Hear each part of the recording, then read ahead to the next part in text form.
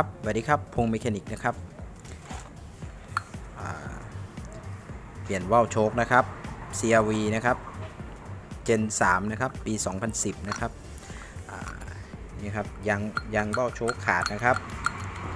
เวลาขับตกหลุมหรือทางไม่เรียบก็จะมีเสียงดังกึกกึกกึกกึกนะครับนี่ครับตัวปัญหานะครับ